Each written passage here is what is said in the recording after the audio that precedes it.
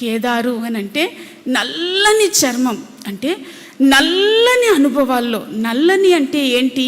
కటిక చీకటి అనుభవాల్లో మనం ఉన్నప్పుడు, గడాంధకారపు అనుభవాల్లో మనం ఉన్నప్పుడు అంట ఎలా పాటలు పాడాలి, బిగ్గరగా పాటలు పాడాలి. నిజమే, అటువంటి కటిక చీకట్లోనే నీ ఉన్నావు. అయితే దేవుడు అంటున్నాడు కదా, ఈ పరిస్థితిలోనే నీ మార్గాలన్నీ మూయబడి ఏ మార్గము నీ ఎదుట తెరువబడక ఉండిన ఈ సమయంలోనే బిగ్గరగా పాటలు పాడు, బిగ్గరగా గానం చేయి, గాన ప్రతిగానాలు చేయమని దేవాది దేవుడు చెప్తూ ఉన్నాడు. అందుకనే దావీదు గారు అంటారు కదా, పండుగ ఆచరించే దినాన కొమ్ము ఊదుతాం. కొమ్ము అంటే సంతోషానికి సాదృశ్యం. అమావాస్య నాడు కొమ్ము ఊదాలి.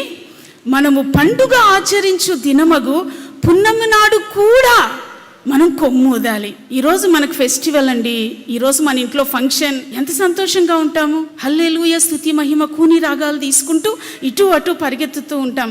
మన బాబు మ్యారేజ్, ఎలా పనులు చేసుకుంటూ కూడా ప్రభువా నీకు మహిమ అనుకుంటూ ఇటు అటు నీవు చేసిన ఉపకారములకు నేనేమి చెల్లింతున్నయ్యా అని కూని రాగాలు తీసుకుంటూ హమ్ చేసుకుంటూ ఇటు అటు తిరుగుతాం. అప్పుడు కొమ్ము ఊదాలి. దావీదు గారు అంటారు, నేను ఊదాను. తర్వాత నెక్స్ట్ కటిక చీకటి అమావాస్య నా దినములోనికి వచ్చింది, ఆ సమయాన కూడా నేను కొమ్ము ఊదాను. Praise the lord. దావీదు గారు, నీవు అమావాస్య రోజు కూడా ఎందుకు నీవు కొమ్ము ఊదావు? పండుగ దినాన్ని ఎలా ఆచరించావో, నీ జీవితంలో కష్ట పరిస్థితి వచ్చినప్పుడు కూడా అలాగే నీవు దేవుని సన్నిధిలో ఆనందించావు, పాటలు పాడావు. ఎందుకు దావీదు అని అడిగితే దావీదు గారు అంటారు కదా, గాఢాంధకారపు లోయలో నేను సంచరించినా నీవు నాకు తోడుగా ఉన్నావు. ఆ ప్రత్యక్షత దావీదు గారికి కలిగింది కనుకనే తన కష్ట పరిస్థితుల్లో వ్యాధిలో నలిగిపోతూ ఉన్న ఆ సమయంలో దేవాది దేవుణ్ణి స్తుతిస్తూ పాడుతూ ఉన్నాడు. దేవుని బిడ్డ, గాఢాంధకారం నిన్ను ఆవరించిందా? కటిక చీకటి నిన్ను ఆవరించిందా? అది అప్పుల సమస్య కటిక చీకటిగా నీ ముందుందేమో. ఆత్మీయతలో బలపడలేకపోతున్నావే.